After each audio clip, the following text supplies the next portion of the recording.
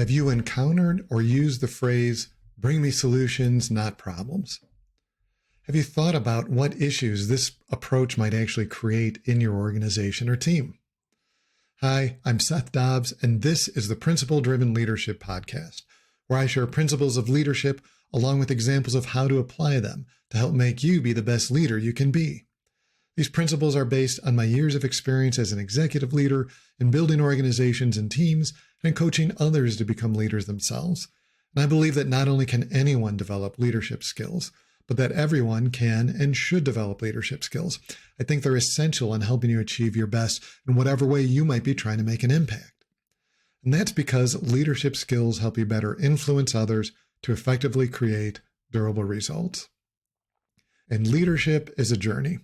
The step we're taking today involves rethinking a common motto: don't bring me problems, bring me solutions. Jameson was a well-respected manager who had been working with the same team for a few years.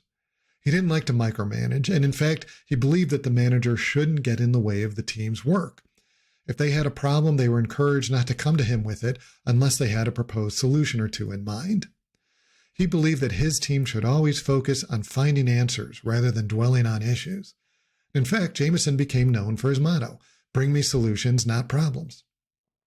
While this approach had some merits, it also had its drawbacks, as Jameson and his team were about to discover.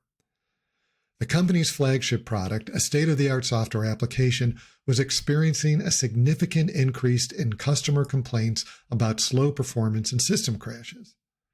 The team members were genuinely concerned about this issue as it was affecting the company's reputation and customer satisfaction. Feeling the pressure, the team gathered in Jameson's office to discuss the problem. Malik, a seasoned software engineer, said, "Jameson, we've been receiving numerous customer complaints about the software's performance. Our initial analysis indicates that it might be due to inadequate server capacity. We need to upgrade our servers and optimize our code to address this."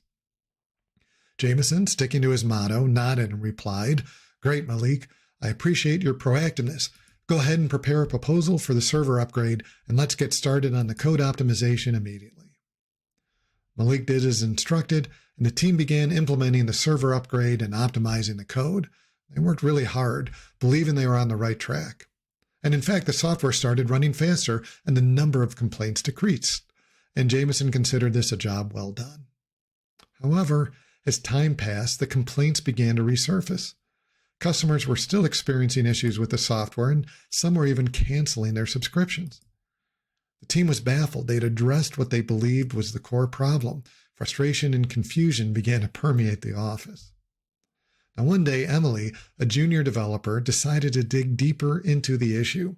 She started talking to customers directly, trying to understand their experiences and frustrations. Emily soon discovered that the problem was more complex than any of them had initially thought, and it wasn't just about server capacity or code optimization. And while she felt she had a pretty clear understanding of the problems involved, she was too inexperienced to solve them. Scope was larger than anything she'd dealt with, and she wasn't sure how to tackle it. So, Emily gathered her findings and presented them to Jameson at the next team meeting. She explained that many customers were using outdated hardware that struggled to run the software efficiently. And additionally, the user interface wasn't intuitive, leading to confusion and frustration. Emily concluded that while the server upgrade and code optimization had helped, they weren't addressing the root causes of the problems.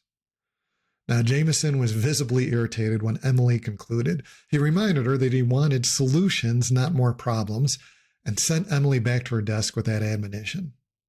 So in the previous episode, I emphasized how important it is to grow leaders so that they can ultimately see and handle changes and challenges without your intervention. But what happens when they're faced with something that they don't know how to deal with, that they don't have the experience to address? As a leader, you ultimately own the resolution of all the problems in your team. Doesn't mean you do all the solving, but when the team is unable to resolve an issue, you have to step in. Now, I've worked with some folks that say they don't like it when their team members come to them with just a problem.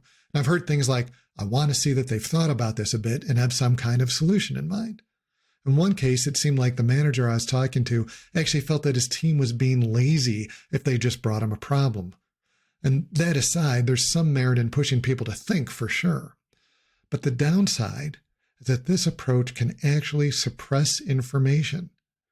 If your team member isn't able to solve a problem, isn't able to even think of a solution, and fear being called out like Emily was, what is their incentive to raise an issue? As I talked about in episode 9 of season 1, we'll get things wrong before we get them right.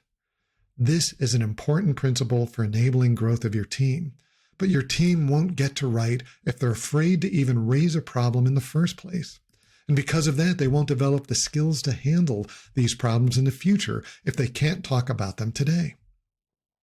Now, if your team is truly empowered, they shouldn't have to bring a solution to you unless it requires resources or something that they don't have. Coming to you just for permission to execute a solution they've thought of actually slows things down and ultimately is a command and control approach that I talked about in season 1. So looked at this way, Jameson made a couple of mistakes. First, he seemed to be giving permission to Malik, but that's all. He didn't use the opportunity to actually probe and question the solution and even question Malik's understanding of the problem. To a certain extent, they're suffering from solution fixation, as discussed in episode 8 of this season, and that can happen when all you center on is solutions and don't allow discussions of problems. Second mistake that Jameson made was rejecting the information from Emily outright. Not only did that delay resolving the problem, it may have put off resolution for far too long, but worse, Emily might not have ever wanted to raise something like that again. And she didn't learn anything. Jameson offered no information on how to approach the problem. What if, instead of getting irritated, Jameson had realized a couple important things? First, that Emily had brought new information that he hadn't previously known. And second, that as a junior developer, she was probably in over her head in trying to solve it and needed someone with more experience and expertise to help her. So instead of being upset about Emily only bringing problems, what if he saw that as an opportunity to coach her and help her develop new skills so that she might be able to handle the next challenge herself? In that world, instead of sending her back to her desk, he allowed Emily to lead a cross-functional team under his guidance to investigate further and identify comprehensive solutions. And as Emily's team delved deeper, they would have found that the user interface needed a complete overhaul to make it more user-friendly, and they needed to develop a version of the software that was compatible with older hardware. These changes would address the real problem, customer dissatisfaction, rather than just its symptoms. And in this scenario, the team implemented the changes, and over time, the software's performance improved significantly and customer complaints decreased rapidly. The company's reputation is distorted in this scenario, and customer satisfaction soars. And on top of that, Emily develops new skills and confidence, and the team develops more trust in Jameson. By seeing that he could face uncomfortable truths and discuss them openly, they could collectively get to a better place. And this approach would also shift Jameson into more actively creating and cultivating new leaders. Growth requires making mistakes sometimes, even facing the fact that you or your team doesn't have the skills or experience to handle a challenge. Imagine taking a sprinter and putting them on a hurdle track and expecting them to just do it without any kind of coaching. The sprinter is likely going to get injured or just walk away and not even bother trying. And this is what happens with your team when you require them to only come to you with solutions. When a big enough unexpected hurdle appears, they don't know what to do. And if they can't come to you for help, they're going to give up. They're going to suppress information or hope that someone else will see this issue and solve it instead. This means rather than forward motion, you're actually letting problems fester. And instead of creating leaders, you're teaching people to hunker down and not get called out. An effective leader doesn't require people to come to them with solutions. If your people can resolve an issue without you, they should already be empowered to do that without you. It's worth repeating. If your team is truly empowered, they shouldn't be coming to you with solutions to get your permission. They should be resolving the problems without you. They should be coming to you as the leader because they need to debate a solution. They need to make sure the problem is worth spending energy to solve, to make sure that they actually understand even what the problem is, to get the coaching to even know where to start, to escalate to someone that has the ability, the experience, the scope to actually help resolve it. You need to support this process by always working towards alignment, creating a trusted space for people to bring things that they can't resolve so that you can help them. When they do, you still don't necessarily have to solve the problem for them. You can make sure they're thinking properly, see the problem correctly, help them get to right without giving them the answer, provide them principles that help guide you to the answer. But also, sometimes due to urgency, you might have to solve the problem to ensure forward motion and protect against disaster, and then circle back when things are resolved and explain why you took the path you took so that they still learn. But regardless which of these paths you end up having to take, growing leaders sometimes means giving people the space to admit they don't have the answers so that you can coach them. And would you want anything less from your leader? So I want you to think about, are the people you lead comfortable coming to you with their problems and seeking help? And how do you know that? And what can you do differently starting today to ensure your team is getting the coaching and growth that they need from you? Thanks so much for joining me. Please subscribe and share with a friend if you liked it.